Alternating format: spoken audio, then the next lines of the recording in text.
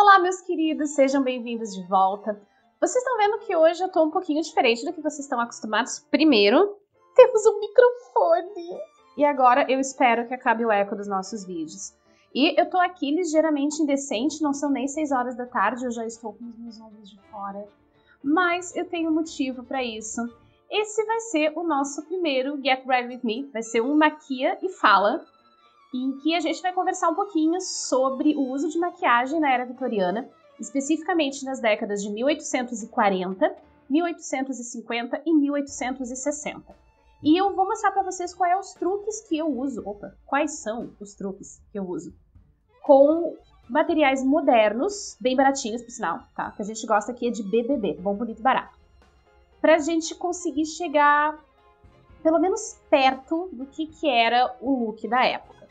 Eu sei que se fala muito que não se usava maquiagem do século XIX, mas quando a gente começa a olhar as fontes da época, não é bem por aí.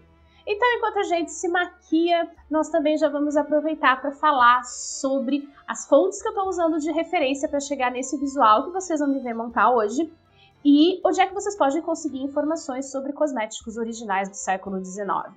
Então, enquanto roda a vinheta, você já pode aproveitar para deixar o seu like aqui embaixo e se inscrever aqui no canal.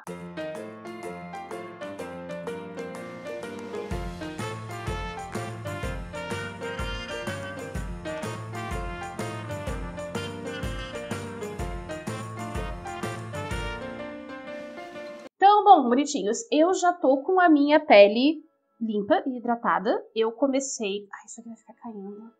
Mais paciência.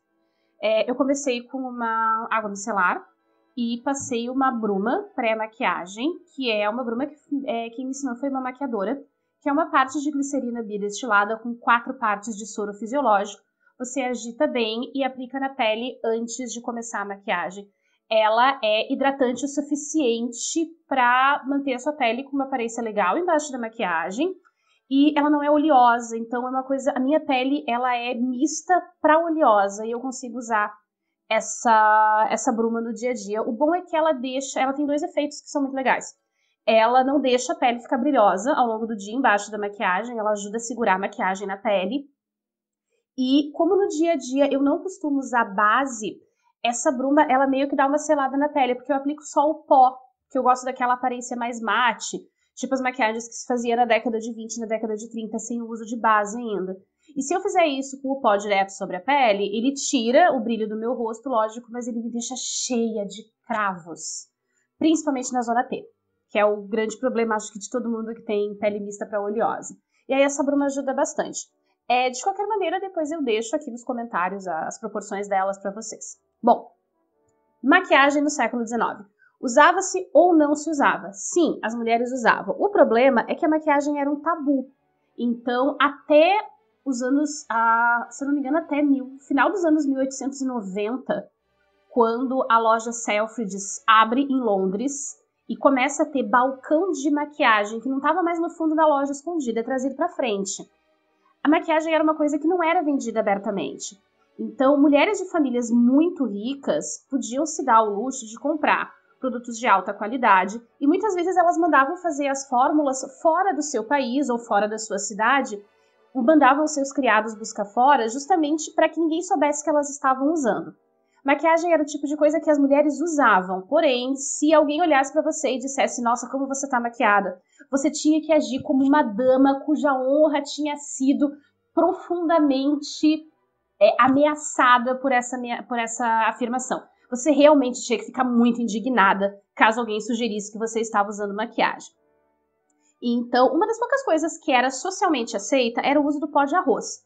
Inclusive, eu ensinei já uma receita de pó de arroz vitoriano que está nesse vidrinho aqui. O meu é o de violeta. E eu já ensinei aqui no canal, o link está aqui em cima. Ele é feito com coisas que você encontra em casa. Você pode fazer ele com perfume ou sem perfume. Pó de arroz era uma coisa aceitável. O nome pó de arroz vem porque ele geralmente, a versão mediana dele era feita com farinha de arroz ou com farinha de araruta. As versões mais baratas que as mulheres de classe média baixa faziam em casa era essa que eu ensinei para vocês, que é feita com amido de milho. Mas existiam as versões super caras que eram feitas com o chamado pó de pérolas, que não eram pérolas moídas de verdade, mas era óxido de zinco, que é um ingrediente usado nas maquiagens até hoje, que dá um aspecto branco. É o que a gente encontra, por exemplo, nos protetores solares, que deixa aquela coisa esbranquiçada na pele da gente. É o óxido de zinco. Não é tóxico, é usado até hoje. E, claro, existiam outros ingredientes que eram colocados. Bismuto, chumbo, que tinha se tornado uma coisa um pouco mais rara no século XIX. O legal é que na era vitoriana o pessoal começou a acordar que tinha umas coisas tipo chumbo e arsênico que não dava para colocar na maquiagem porque ia dar ruim. Porque causava manchas na pele, porque levava envenenamento. Então esses produtos tóxicos, eles vão desaparecendo aos poucos da maquiagem da classe alta e vai demorar um pouquinho até que eles sumbam completamente da maquiagem das classes mais baixas. Para uma mulher rica, com um bom status social, maquiagem seria uma coisa que ela usaria no seu dia a dia. Um pó para deixar a pele com um aspecto mate. Isso é uma coisa muito importante. A pele vitoriana é mate. Um pouquinho de rouge e um pouquinho de lip balm ou de lip tint, que seria um hidratante labial que podia ter cor ou não. Agora, como é que esses produtos eram aplicados é o que a gente vai ver no vídeo de hoje. O visual que eu vou fazer com vocês hoje, ele é muito baseado nos quadros da época. Por quê? A gente não tem fotografias da época que permitam que a gente identifique claramente qual era a maquiagem utilizada. Então, para ter uma noção de qual era o visual que se esperava de uma mulher e que seria aquilo que a maquiagem buscaria reproduzir, eu estou me baseando nos quadros. Principalmente nos quadros do Winterhalter, eu vivo falando sobre ele aqui. O Winterhalter era um pintor alemão e ele era pintor de corte. Ele fez muito sucesso entre as famílias nobres da Europa na metade do século XIX. Por que ele fazia tanto sucesso? Justamente porque ele era um cara que tinha a capacidade de representar as pessoas no quadro, não da maneira como elas realmente se pareciam, mas como elas gostariam de parecer. Então, quadros como os do Winterhalter, eles sempre acabam trazendo as expectativas e as idealizações da beleza da época, o que são uma boa referência pra gente de qual visual a gente deveria mirar, qual visual a gente deve procurar nessas maquiagens. Então, primeira coisa, eu já falei pra vocês que a pele do século XIX é uma pele mate, então eu vou usar as bases mates da Ruby Rose, só que normalmente a que eu uso é a Nude 3, porém a pele do século XIX ela é mais clara do que a pele que a gente usa hoje. Ela não é tão branca quanto aquelas peles que a gente via, sei lá, em 1750 na França, mas ela é um pouquinho mais clara. Esse visual normalmente era conquistado através do pó, principalmente do pó de pérolas que eu já falei pra vocês. Então, como eu não tenho, eu não tô afim de usar pancake no meu rosto porque eu não quero parecer, sei lá, a Rainha Elizabeth Tudor, eu vou fazer uma misturinha. Eu vou usar um pouco da minha mate número 3, a Nude 3, que inclusive estou abrindo agora porque eu comprei ontem. E eu vou botar um pouquinho da número 1, só para dar uma clareadinha. Eu não quero que fique uma coisa muito berrante. É tipo clarear um tom. Eu vou fazer uma misturinha aqui. Ó, deixa eu mostrar pra vocês como é que fica. Ela vai ficar um pouquinho mais clara do que ela era. Inclusive, eu acho que eu vou botar mais um pouquinho da número 1. Só pra dar uma clareadinha. Se ela ficar muito escura, se ela ficar muito clara, eu vou dar uma corrigida com um pó com cor depois. Você vai usar a base que você tiver em casa, tá? Inclusive, se você não tiver uma base clara, bota um pouquinho do teu corretivo de iluminação, aquele que usa aqui embaixo, que já vai funcionar com a beleza. Lembrando que assim, a base era uma coisa que não existia no século XIX, então a gente tá aqui, né, improvisando com o dicionário. Eu gosto de trabalhar com esponja, minha esponja tá bem fofinha, porque ela já tá úmida. E essas bases da Ruby Rose, no geral, elas são bastante grossas. Então, eu trabalho com a esponja bem úmida. Deixa eu arrumar meu espelhinho aqui. Eu trabalho com a esponja bem úmida, que é justamente para tentar fazer com que ela fique um pouco mais fina.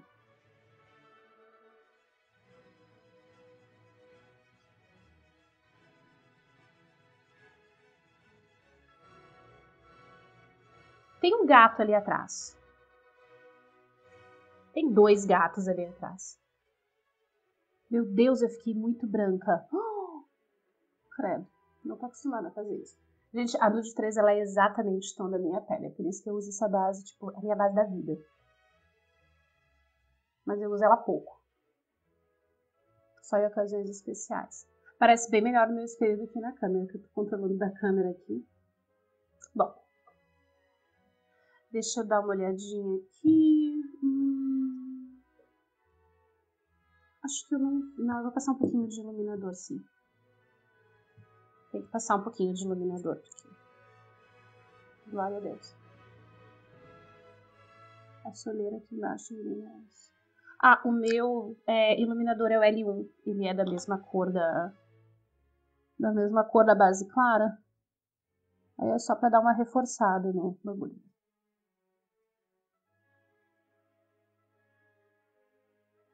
Não vou fazer aquele triângulo enorme, né? Porque o objetivo aqui não é contornar o rosto. Na verdade, se a gente for olhar bem os quadros da época, que são as referências que a gente está usando aqui, os rostos femininos eles são muito redondos, é bem diferente do que a gente procura hoje em dia com a maquiagem. Vou dar uma indulgência. Então, tudo que a gente usa hoje para afinar o rosto, para atrair a atenção para o centro, isso não é uma coisa que a gente vai encontrar na maquiagem vitoriana. O que mais, quando vocês olham aí os quadros, o que mais se destaca no quadro são os olhos.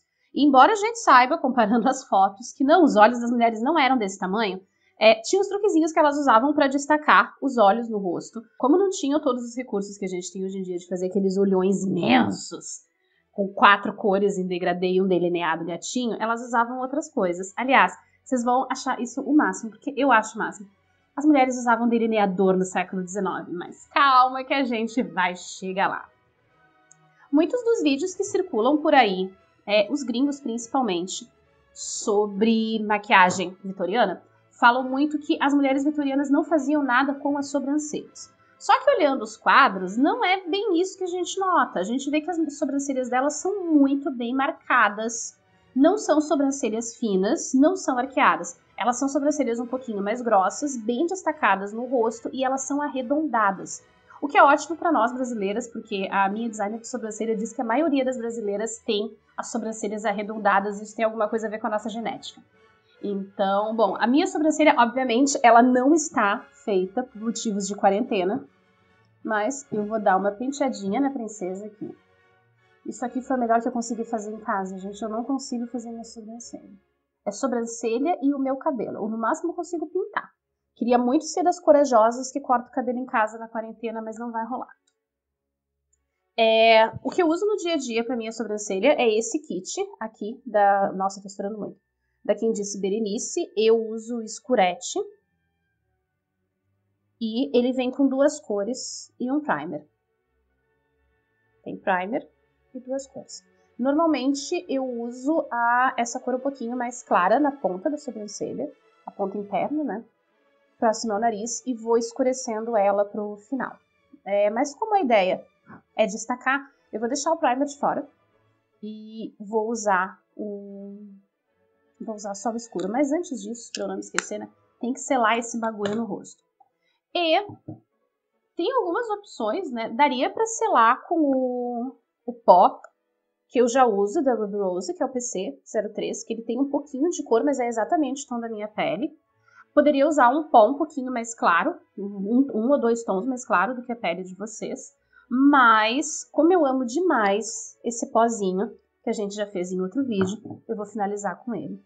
A gente, eu tô me sentindo muito blogueira hoje. Nossa, cara, eu subi na vida. Eu uso um pincelzinho kabuki, assim. Eu uso a própria... Meu marido tá aqui do lado rindo de mim, tá? Ok, agora eu vou virar um fantasma.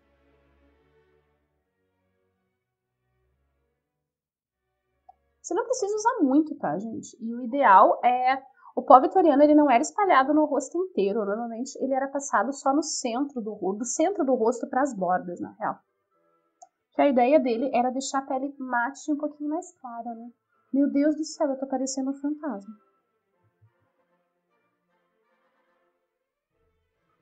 Eu vou deixar ele assentar um pouquinho na pele. E aí eu vou tirar o excesso com outro pincel. Isso. Porque eu sou uma menina que adora sereia. Ai, gente, sem iluminador, aqueles pozinhos de iluminação, que a cara da riqueza na bochecha não vai rolar. Então, isso aqui não é exatamente uma aparência saudável, né? Eu não pareço uma pessoa que tá bem de saúde. A ideia era justamente essa. Uma das coisas mais bizarras que tem na estética vitoriana é a glorificação da tuberculose. A tuberculose era endêmica do século XIX. Na real, a tuberculose é uma doença que ela só foi ser derrotada de 1928 para frente, que é quando o Alexander Fleming descobre por acidente o primeiro antibiótico, que é a penicilina, a partir de um fungo. Então, vamos colocar assim, ó, o Brasil até a década de 60, a tuberculose ainda era um problema de saúde pública. E a tuberculose, no século XIX, ela não tinha absolutamente nenhum tratamento que funcionasse. Então, droga, eu vou espirrar. Ela acabava deixando as pessoas com a pele um pouco amarelada. As pessoas começavam a emagrecer, os olhos ficavam muito úmidos e, de acordo com os relatos da época, as pessoas que estavam tuberculosas, elas tinham uma vermelhidão na bochecha, que seria por causa da febre. E isso vira moda. O look da tuberculose... Look tuberculose é ótimo. Um look de tuberculose trazia a ideia de fragilidade e muita coisa da estética feminina vitoriana está relacionada à ideia de fragilidade. Então, as mulheres tentavam imitar esse tipo de look, por isso a pele mais pálida, provavelmente, e elas usavam algumas coisas para deixar os olhos com um aspecto brilhoso, quase de vidro, que faria parte desse visual da tuberculose. Elas colocavam uma gota de suco de limão em cada olho. E, graças a Deus a gente não vai fazer esse tipo de coisa. Uma outra coisa que elas usavam era colírio de beladona, a dama da noite. O problema é que a beladona pode ser altamente tóxica quando mal utilizada e inclusive causar alucinações. Então a gente vai pular essa parte e vamos destacar os olhos de outra maneira. Agora eu vou cuidar da minha sobrancelha. Vou dar uma caprichada na princesa aqui, né, na medida possível. Vocês estão vendo que as minhas sobrancelhas são super desiguais, né? Os comprimentos delas são diferentes. Então, só que ela já tá mais ou menos com um formato e ela tá parcialmente preenchida. Então, acho que eu não vou conseguir chegar muito perto de um visual vitoriano de verdade. Mas vamos tentar, né? O negócio é não deixar muito pronunciado esse arco que a gente usa hoje em dia, bem essa coisa arqueada da sobrancelha, e tentar deixá-la um pouquinho mais arredondada. E, gente, não dá pra fazer um preenchimento muito exagerado aqui, tipo que a gente...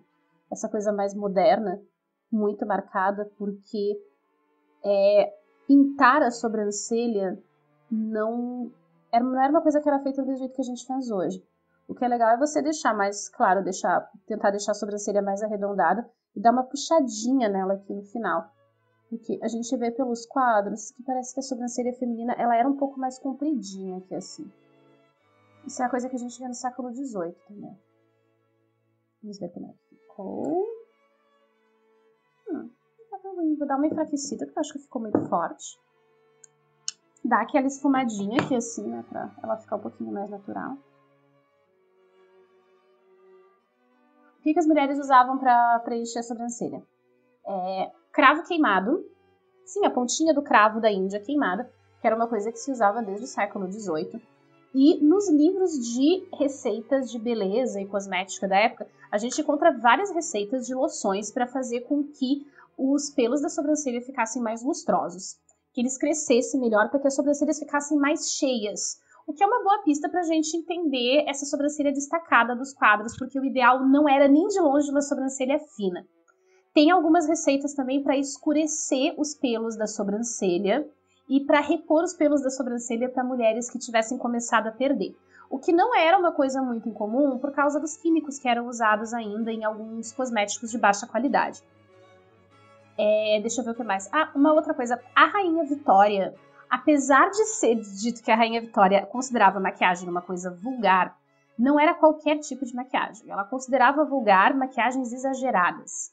Mas ela própria usava. Por exemplo, a gente sabe que ela usava pó, a gente sabe que ela fazia uma série de tratamentos de beleza para a pele, inclusive compressas de camomila para relaxar os olhos depois de um dia cuidando dos assuntos de estado.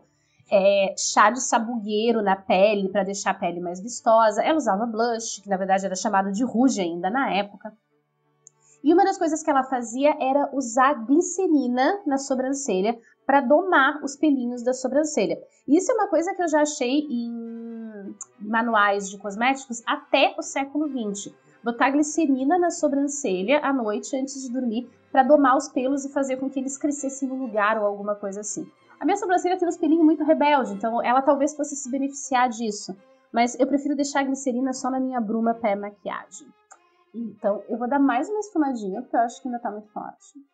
Apesar de as mulheres não usarem sombra no século XIX, existiam sombras, sim.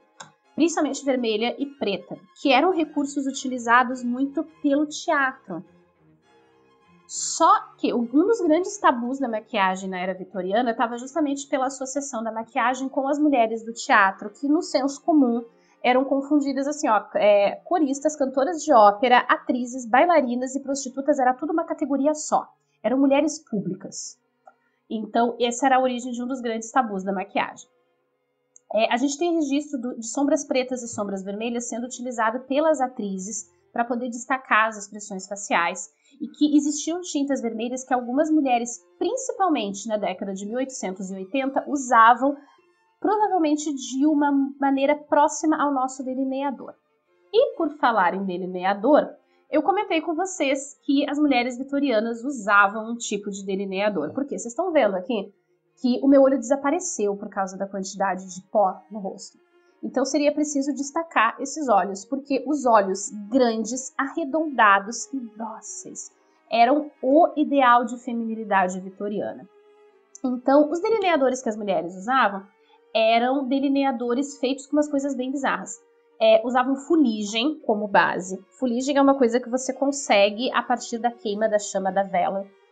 E tanto elas usavam fuligem feitas à base da queima de amêndoas, mas existiam outras receitas, como as receitas de cajal, que são utilizadas na Índia até hoje.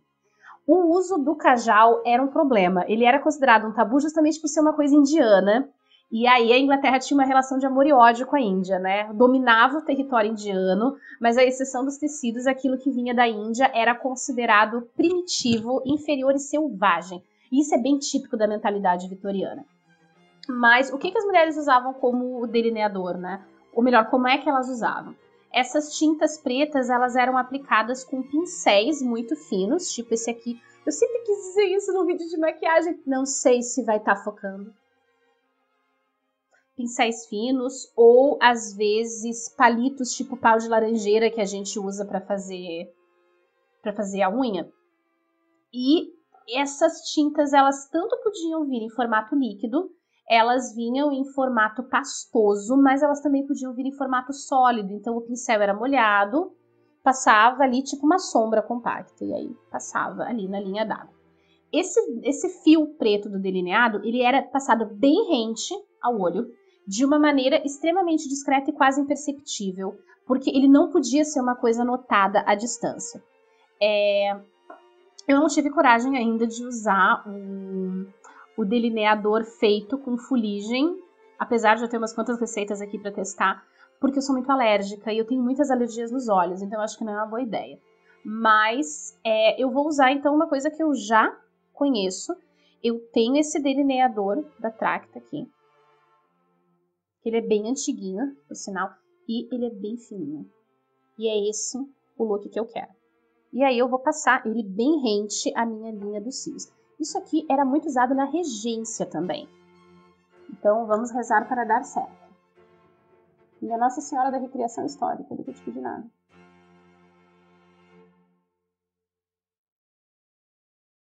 Ó, esse lado aqui ficou bem mais fino. Era esse o visual que tinha que ter. Mas eu vou ter que engrossar ele um pouquinho. Vai emparelhar com o outro. Mas é mais ou menos essa a ideia. Não fica uma coisa muito exagerada, né? E aí o meu olho já abriu. Ajuda principalmente o fato de que, como eu sou morena, os meus cílios são bem escuros. Então, o que nos leva à questão do rímel. Usavam rímel? Não exatamente. O que a gente conhece como rímel é uma invenção da década de 1910, que é essa versão do rímel, assim, mas existiam tintas que eram usadas nos cílios, inclusive a própria base desse, entre aspas, delineador, ele era aplicado com glicerina nos cílios, mas eu desconfio que não secava ou demorava muito a secar, então a chance de dar ruim era grande. Essa máscara da Mary Kay, eu gosto muito dela, porque ela é fininha. E aí, quando ela começa a ficar muito grossa, eu boto um pouquinho de soro fisiológico nela e ela volta à textura que eu quero. Não é a máscara, não é o rímel que eu uso no dia a dia, mas o rímel que eu uso no dia a dia é aquele efeito boneca, porque eu gosto daqueles cílios enormes, quase cílio postiço. Mas não era o visual que a gente tinha na época, então eu vou pegar ele com um pincel bem formato normal e eu vou aplicar bem de leve nos cílios. Porque a ideia é mais escurecer eles um pouquinho do que... E muito importante, não dá pra fazer várias camadas, tá, gente? Ele tem que ser uma coisinha delicada. Claro que se você não tá procurando um visual necessariamente de época, amiga, você quer fazer uma maquiagem drag com traje vitoriano, se joga que eu acho lindo. Dou um apoio. Aliás, eu queria muito ver umas drags com os trajes vitorianos. Eu adoro no RuPaul's Drag Race quando as competidoras usam coisas com referências históricas, tipo o panier da Manila Luzon. Vamos fazer alguma coisa na parte de baixo dos olhos? Não, não vamos. Porque a gente já tá bem parecidinha com uma mocinha de época. Sabe o que tá faltando aqui? Tá faltando uma pintura nessas bochechas. Por quê? O rouge, ou blush, era inclusive considerado um dos poucos cosméticos inofensivos para a saúde e para a moral da mulher. Os blushes da época, eles podiam vir em forma cremosa, mas eles também vinham em formato líquido, e eles podiam ser feitos em casa, era muito simples. Um dos blushes mais populares do século XIX era feito com suco de beterraba e uns pedacinhos de linho ou de flanela que você aplicava de leve e dava batidinhas assim. O que é muito importante. Esses blushes de época, eles não têm as variedades de cor que a gente tem hoje. Então, você não vai ter um blush terracota. Eles existiam em tons rosados e em tons vermelhos. Pronto. Então, eu vou postar esse vídeo com a hashtag Ruby Rose me nota, cara. Eu uso o B27 da Ruby Rose no meu dia a dia, que é o rosinha bem delicado. Mas esse daqui da Febo, que é o hibisco, ele é uma coisa mais puxada para pêssego, ele já tá no finalzinho. E ele é o tipo de coisa que é uma cor que fica muito legal para quem já tem naturalmente a pele mais clara. O objetivo da maquiagem do século XIX era deixar o rosto bem redondo, delicado, quase como uma boneca de louça. Então é nisso que a gente está mirando. Bonecas de louça costumam ter as bochechas bem vermelhinhas. No mundo ideal, você beliscaria suas bochechas para mantê-las vermelhas, Marge Simpson. E você também morderia os lábios. Isso não faz sentido nenhum. Morderia os lábios para deixar eles inchados e avermelhados. Mas a verdade é que as mulheres usavam rouge pra caramba e tem um monte de receitas de rouge e de pó nas revistas femininas. Então, vocês estão vendo aí nos quadros que as bochechas, além de serem muito marcadas, elas são muito vermelho, principalmente aqui nessa área que a gente sorrina. Então, essa região aqui, o alto da maçã do rosto, é onde concentra mais o blush e ele vai dando mais esfumada de leve para as laterais. Tem alguns quadros que ainda tem aquela bochecha, o rouge marcado, em formato de triângulo invertido, mas isso é uma coisa muito mais característica do século XVIII do que do XIX. Eu não peguei o meu pincel de blush, então eu vou ter que apelar, né? Vou ter que usar esse aqui mesmo, que é o pincel errado. Eu vou usar o rosinha.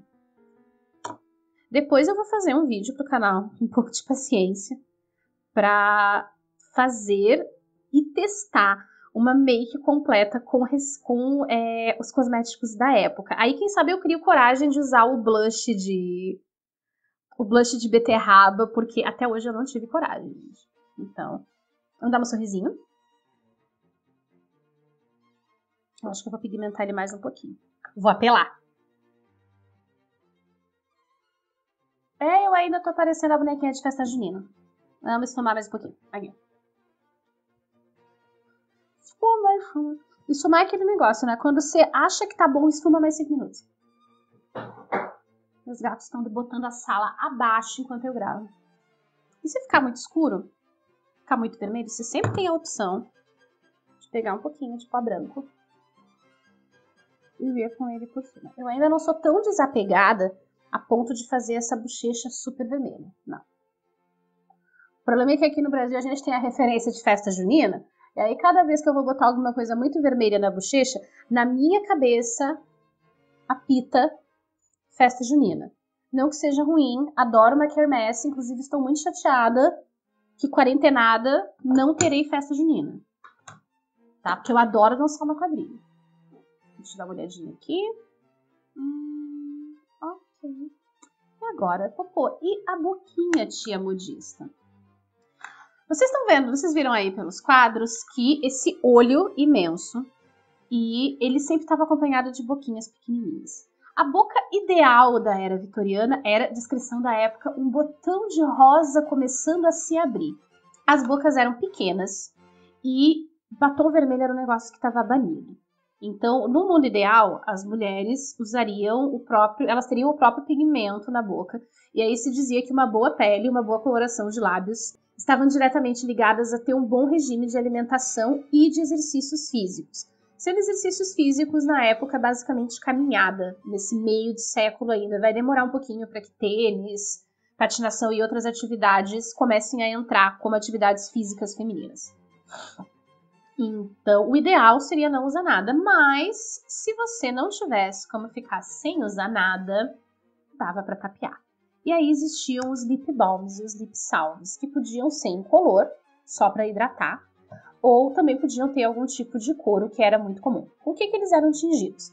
Principalmente pó de rosas e a raiz de alcanete ou buglossa, que é uma flor que a gente não encontra o pigmento dela no Brasil. Uma alternativa seria usar hibisco ou beterraba. Aliás, era muito comum que, como o blush era feito de suco de beterraba, que ele já fosse usado também para tingir os lábios. Mas a gente vai dar uma tapeadinha. Uma possibilidade seria usar lip tint, mas eu confesso que eu não sou muito fã dele. Por algum motivo, os lip tints deixam meus lábios bastante ressecados. Então, eu vou fazer mais uma misturinha. Eu tenho esse batom rosa aqui, antiguinho, mas eu gosto bastante dele, eu gosto do tom dele, ele fica bom pra mim. E ele fica um pouco parecido com os lábios que a gente vê nos quadros. Então, como eu não uso muito ele, eu vou tirar um pedacinho dele aqui. Eu gosto de aplicar batom com pincel, então dificilmente eu uso a bala direto na boca. Só que eu acho que ele tá muito escuro ainda. Então, eu acho que eu vou botar um pinguinho do corretivo nele. Meu Deus do céu! Olha o enjambration aqui. Vou começar pelo meio. Aliás, eu tenho a ligeira impressão de que talvez fosse muito mais adequado para a época aqueles lábios em degradê que são moda na maquiagem coreana, sabe?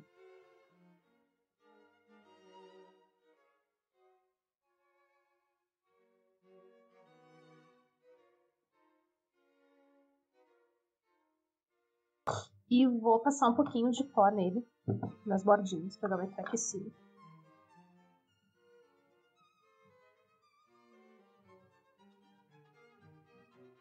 E principalmente, deixar mate, porque nada nessa época é brilhante.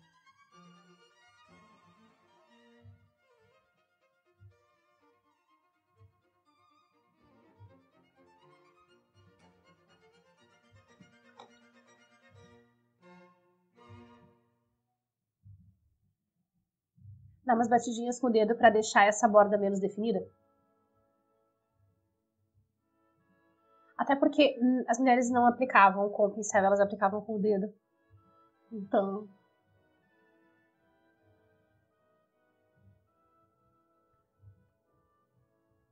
não é um hábito que a gente tem.